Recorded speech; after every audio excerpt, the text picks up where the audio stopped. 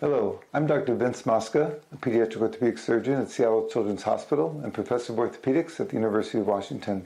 I'm going to present this global health video on juvenile idiopathic arthritis, focusing on the presentation of oligoarticular, also known as polyarticular, JIA. Recently, I operated on a child who had polydactyly of the left foot, merely an extra sixth toe. In the induction room, Mother told me that she had noticed swelling of the third toe of the child's other foot about 3 months previously, and it had stayed swollen for the 3 months.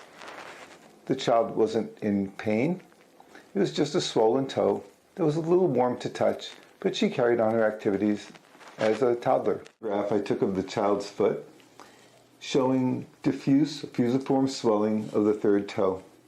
It's also mild discoloration, but no ecchymosis, no redness. It was hard to tell if it was warm, but it certainly didn't hurt either while the child was just sitting there, nor when I palpated and manipulated it. So what impressed me was that here was an 18-month-old healthy girl with diffuse swelling of a toe for several months. The diagnosis immediately came to mind of juvenile idiopathic arthritis, oligoarticular type. I told Mother that we would draw some blood tests after she was anesthetized so we wouldn't have to create some additional pain, and those tests were sent for evaluation. I further told Mother that once the test came back, I would contact her with the results, and that more likely than not, we would identify this diagnosis and I would refer her on to pediatric rheumatologists for further evaluation and management, and to the ophthalmologists for evaluation and management. Juvenile idiopathic arthritis is the new term for what used to be called juvenile rheumatoid arthritis. Juvenile rheumatoid arthritis, or juvenile idiopathic arthritis, was a condition often seen by pediatric orthopedic surgeons. With good medical management by pediatric rheumatologists, we rarely see the condition anymore. But it's important to bring this condition to the attention of healthcare providers because the diagnosis should be made early so medical management can be initiated early. This is a picture that is similar to one that was drawn by Dr. David Sherry, a former colleague, pediatric rheumatologist in Seattle, who now works at Children's Hospital of Philadelphia. This is a representation of the typical child with polyarticular, now known as oligoarticular, juvenile idiopathic arthritis, as a way to remember the manifestations. Her name is Anna.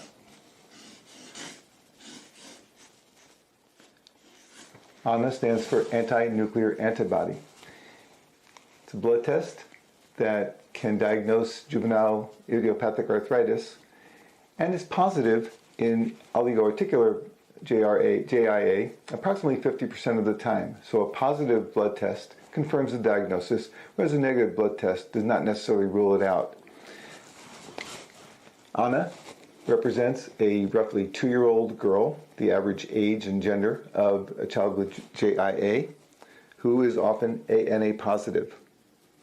Child presents with often 1, but maybe up to 5 swollen joints. Typically, it's a knee, or an ankle or subtalar joint, could be a toe, could be an elbow or a finger. It is almost never presenting in the hip joints. Anna is smiling because although the joint or joints look swollen, they generally don't hurt very much. And that's in contradistinction to septic arthritis. As orthopedic surgeons, we see swollen joints that hurt or painful joints that aren't swollen. The characteristic of JIA is that there are weeks of swelling. The joint looks bad but feels good.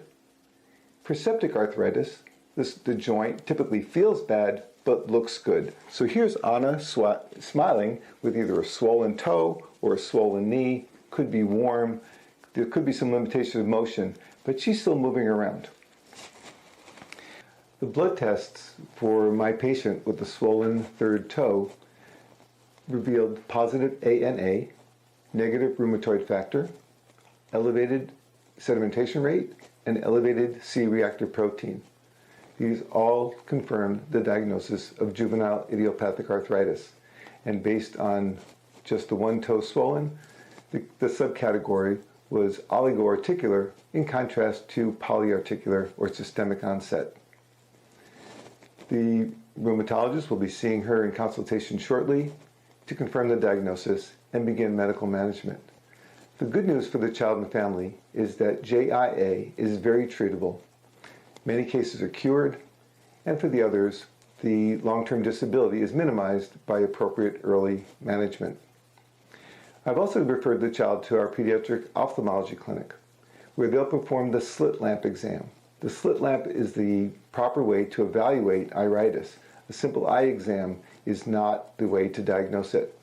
The ophthalmologists know that if the slit lamp exam is normal, that doesn't rule out iritis. It rules out iritis for now, because iritis may predate the onset of the swollen joint, or it may develop within several years after the swollen joints begin.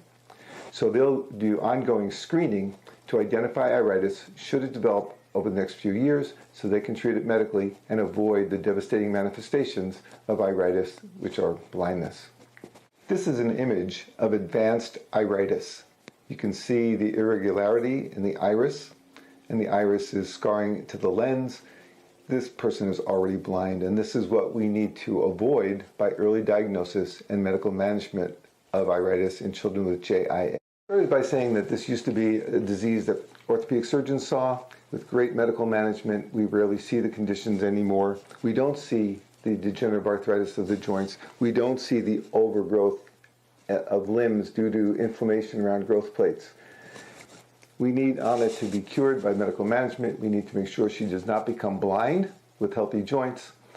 And I hope that this Global Health video will help you think more about the child, presenting, for example, as my child did, so we can start